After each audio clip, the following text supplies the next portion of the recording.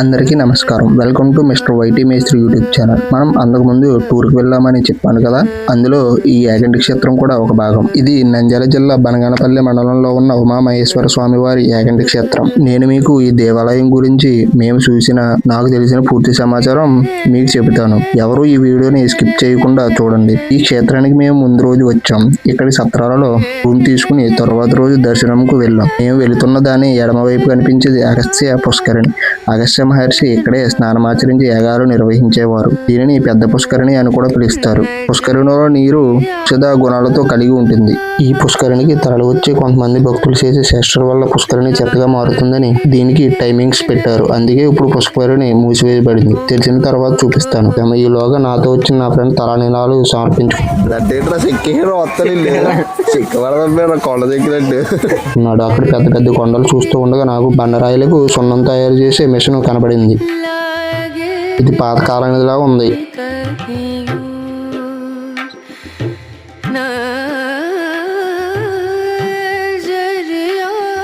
బ్రహ్మంగారు కొంత కాలజ్ఞానం రాసిన గుహ అక్కడ ఉంది. స్నానాలకు గేట్లు తెరిచారు. మేము స్నానానికి వెళ్ళాము.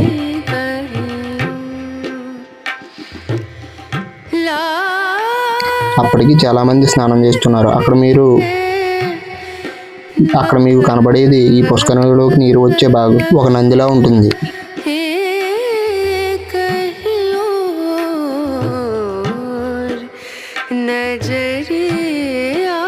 మేము స్నానాలకు దిగి చాలాసేపు నీటిలో ఆడుకున్నాము. నేను ఇందాక చెప్పాను కదా, ఈ పుష్కరిణిలోకి కొండపై నుండి నీరు ఎప్పుడు ఈ నంది గుండా వస్తుంది.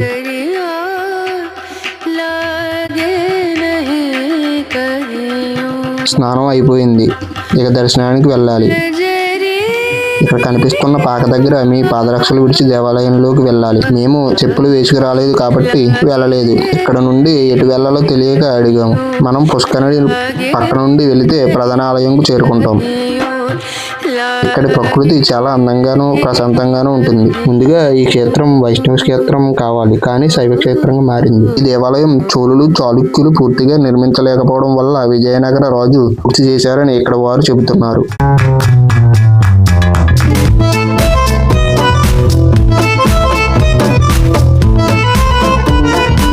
ఇంత పెద్ద కొండ ఇంత అందంగా ఉండడం, అది కూడా మనకు కనపడేదంతా మొక్కలు లేని రాయి, చాలా అందంగా ఉంది.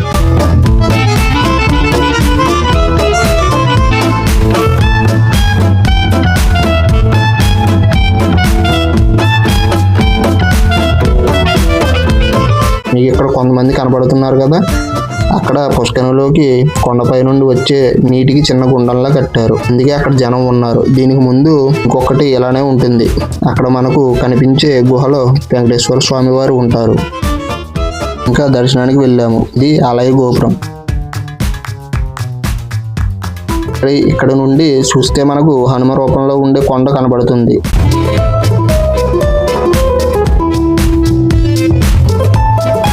ఇప్పుడు మీరు చూస్తున్నది దీపపు కొండ. అంటే ఆ కొండపైకి ఎక్కి దీపాన్ని వెలిగిస్తారు. ఇదంతా లోపలికి క్యూలైన్ అమర్చారు.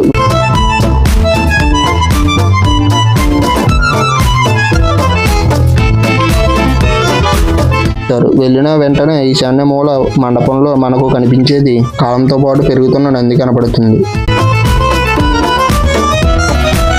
యాగంటి నంది కాలంతో పాటు పెరిగి పెద్ద కొండగా మారి కలియుగంతం సమయంలో లేచి నిలుచుని రంకె వేస్తుంది. ఆ రంకె వేసిన శబ్దానికి లేచిన దుమ్ముకు అధర్మంతో అహంకారంతో పాపాలు చేసిన జీవులు అన్నీ నశిస్తాయి అని వీరబ్రహ్మంగారు కాలజ్ఞానంలో రాశారు అని చెబుతారు.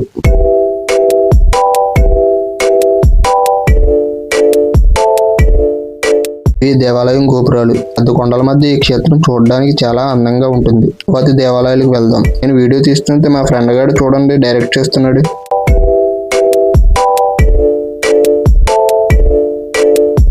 ఇవి అన్ని ఆలయ గోపురాలు. ప్రక్కన ఉన్నది స్వాములు ఉండే మఠం. ఇప్పుడు చూస్తున్నది పుష్కరిణిలోకి వచ్చే నీటి యొక్క మొదటి గుండం. ఇందులో బంగారు రంగులో ఉండే చేప ఉంటుంది. దగ్గర నుండి చూపిస్తాను రండి.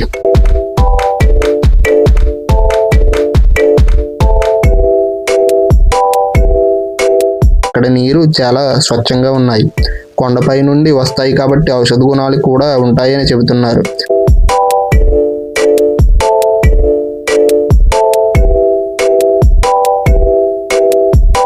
కాసేపు కోతులతో ఆడుకున్నాము.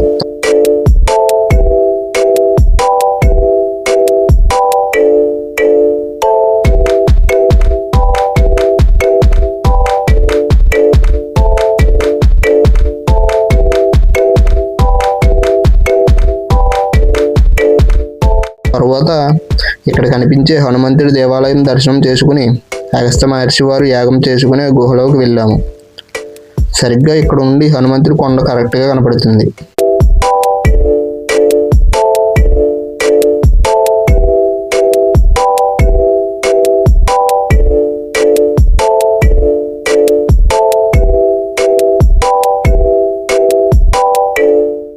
గుహలోకి వెళ్ళి పైకి ఎక్కి శివలింగాన్ని దర్శనం చేసుకున్నాం. తిరిగి కిందికి వచ్చాం.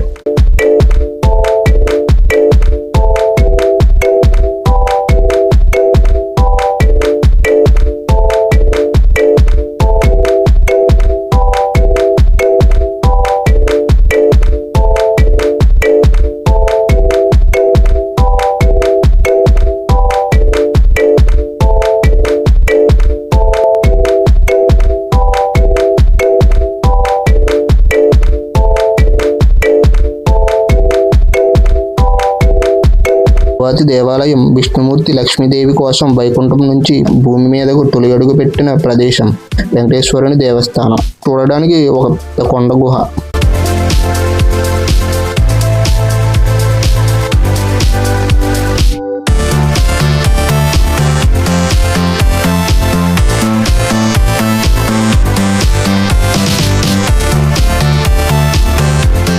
కొండ మీద నుండి చూడడానికి చాలా బాగుంది.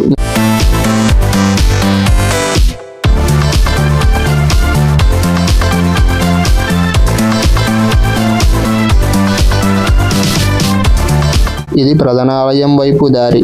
మనం వచ్చేది ఒక వర్ష ప్రక్రియలో దర్శనం చేసుకుని వచ్చాము.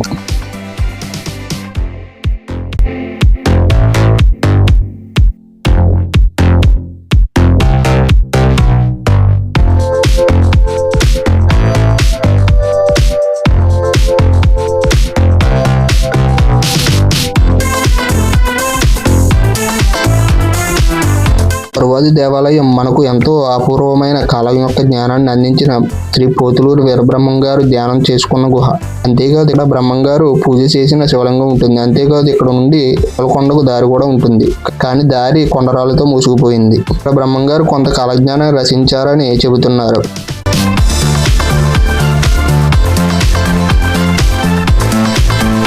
ఇక్కడితో యాగంటి క్షేత్రం దర్శనం పూర్తయింది. తరువాతి వీడియోతో మళ్ళీ కలుద్దాం.